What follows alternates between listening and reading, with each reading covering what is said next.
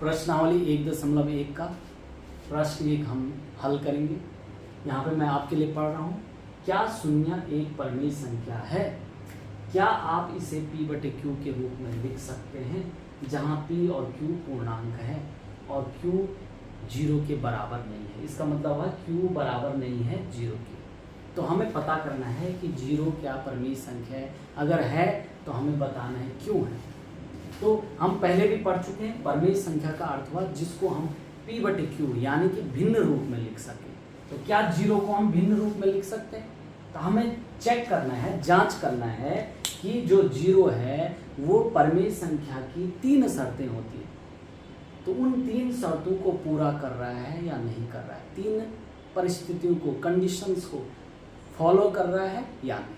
तो पहली कंडीशन है कि उसे p/q के रूप में लिख सकते हैं। तो 0 को क्या हम p/q के रूप में लिख सकते हैं?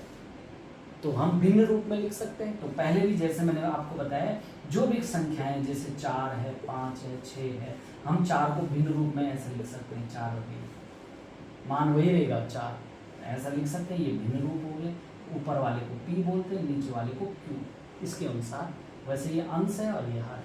ऐसे 5 को भी हम 5/1 लिख सकते हैं। कुछ और भी लिख सकते हैं, जैसे 6 को हम 12/2 भी लिख सकते हैं।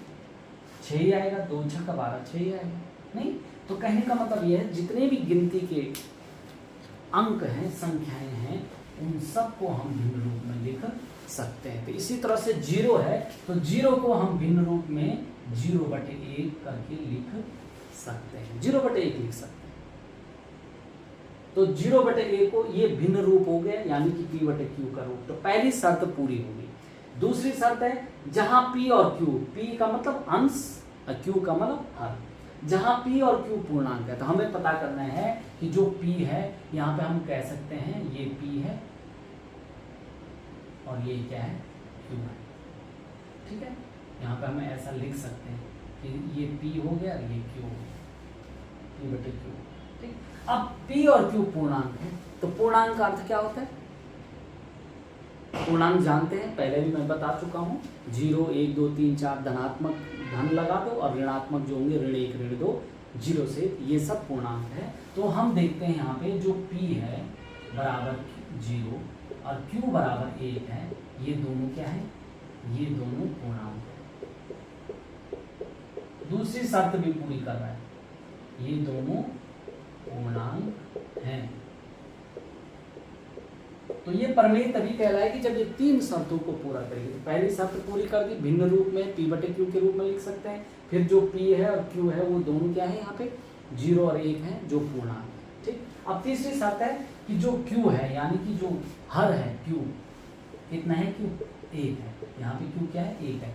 क्या ये 0 है? नहीं है ना। तो q बराबर 1 अर्थात q 0 के बराबर नहीं है, नहीं होना चाहिए।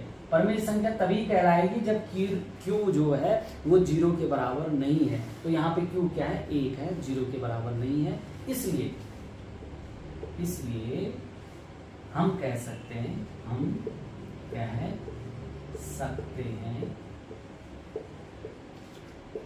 कि 0 या शून्य, ऐसा भी लिख सकते हैं हम, शून्य एक परिमेय संख्या है।